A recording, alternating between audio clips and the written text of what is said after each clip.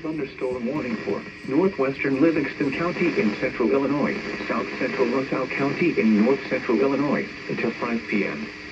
At 4:07 p.m., a severe thunderstorm was located near Flanagan, or 17 miles west of Pontiac, moving northeast at 35 miles per hour.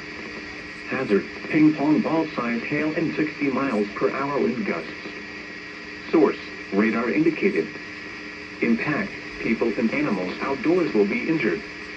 Expect hail damage to roof, siding, windows, and vehicles. Expect wind damage to roof, siding, and trees. Locations impacted include Pontiac, Flanagan, Odell, Cornell, Long Point, and Dana. For your protection, move to an interior room on the lowest floor of a building. A tornado watch remains in effect until 11 p.m. for central and north central Illinois.